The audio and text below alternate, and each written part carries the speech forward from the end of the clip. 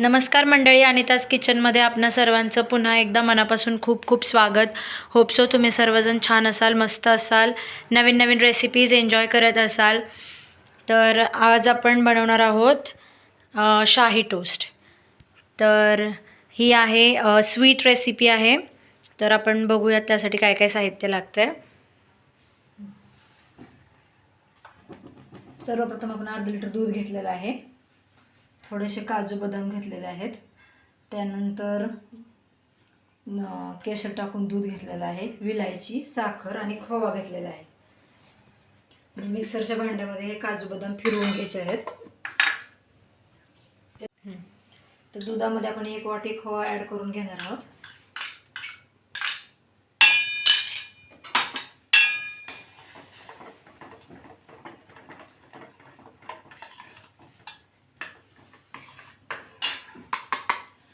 त्यानंतर ड्रायफ्रूटची powder add करणार आहोत.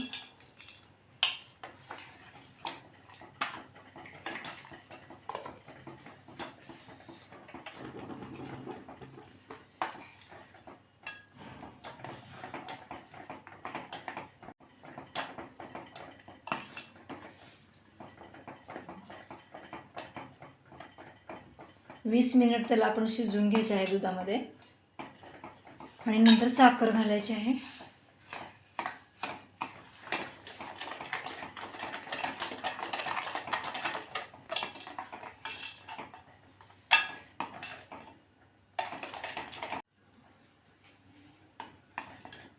तर आपण बघू शकता त्याला 20 मिनटं सतत हलवत राहिल्याने ती किती घट्ट झालेली आहे.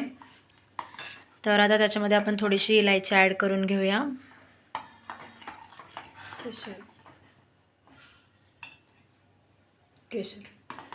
ओके. त्यानंतर थोडंसं केशर. आता अशी ही रबडी आपली तयार होते. तर तुम्ही बघू शकता फ्रेंड्स, आपली रबडी एकदम मस्तपैकी तयार आहे. आणि आता शाही टोस्ट बनवण्यासाठी आपण हे जे ब्रेडचे तुकडे घेतलेले आहेत त्याला तुपामध्ये मस्तपैकी तळून घ्यायचे.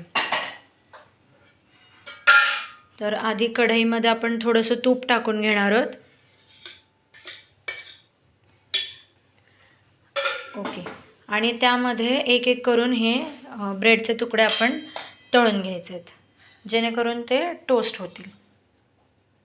तर हे तूप आपलं गरम झालेलं आहे. आता त्याच्यामध्ये आपण ते ब्रेडचे तुकडे जे घेतलेले आहेत ते तळून घेणार आहोत. ओके.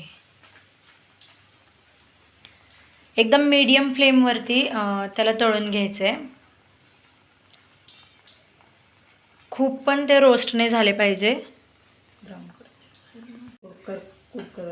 क्रंची तळून घ्यायचे. ओके.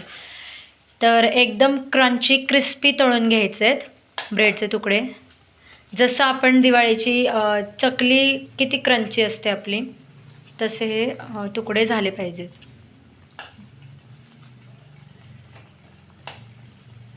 तर या ठिकाणी तुम्ही बघू शकता किती क्रिस्पी आणि क्रंची आपण हे आपले जे ब्रेडचे तुकडे तळून घेतलेले आहेत, तुम्ही बघू शकता.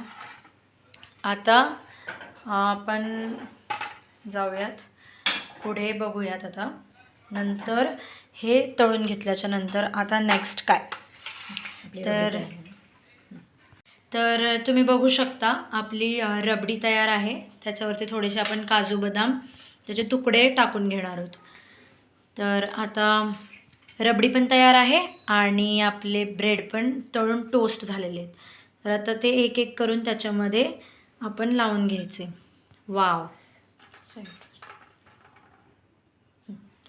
तर अशा प्रकारे आपला शाही टोस्ट रेडी आहे.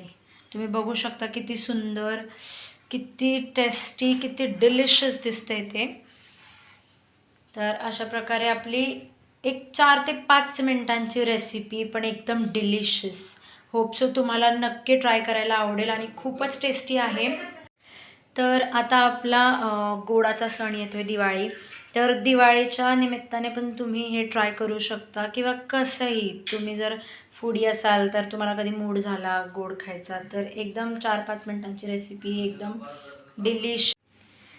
तर मंडळी कशी वाटली तुम्हाला रेसिपी हे आम्हाला कमेंट बॉक्समध्ये नक्की सांगा.